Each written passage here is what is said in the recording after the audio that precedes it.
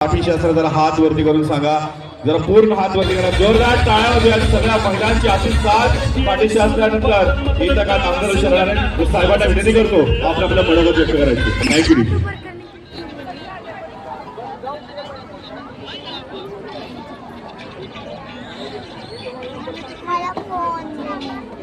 या ठिकाणी उपस्थित फुरसुंगी, बेकराईनगर, उरुळी, वडकी आणि परिसरातील सर्व माता भगिनी, आपण मुद्दामून वेळ काढून या कार्यक्रमासाठी एवढ्या मोठ्या संख्येने आलात की माझ्याकडे आपली कृतज्ञता व्यक्त करण्यासाठी, आभार मानण्यासाठी शब्दसंग्रह नाही आहे.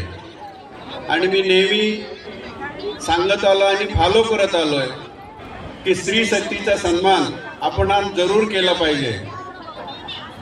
आपणा सर्वांना कल्पना आहे, कुठल्याही देशामध्ये आपण गेलो, जगातल्या कुठल्याही देशामध्ये गेलो, सर्वसाधारणपणे 50% ही महिलांची शक्ती असते, महिलांची लोकसंख्या असते.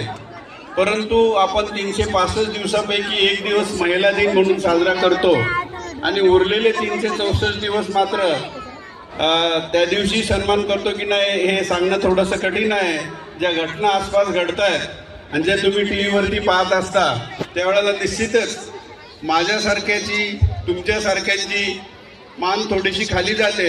याचे कारण खऱ्या अर्थाने आपण सन्मान करत नाही. माझा स्वतःचा अनुभव, तुमच्या सर्वांच्या आशीर्वादाने मला जगभर कामानिमित्त फिरण्याची संधी मिळाली. कधी सुट्टीनिमित्त जगभर फिरलो, परंतु असा कुठलाही देश नाही की ज्या ठिकाणी महिलांना इक्वल राईट्स नाही आहे. हे देण्याचं काम महिलांना, पूर्वी मतदानाचा अधिकार नव्हता. 1950ला ज्यावेळेला हे संविधान डॉक्टर बाबासाहेब आंबेडकरांनी आपल्याला दिलं किंवा प्रदान केलं, त्यानंतर महिलांना इक्वल राईट्स मिळाले, मताचा अधिकार मिळाला. आज टाटा बिर्लाच्या मताला जेवढी किंमत आहे तेवढीच त्यांच्या ऑफिसमध्ये काम करणाऱ्या शिपायाच्या मताला किंमत आहे.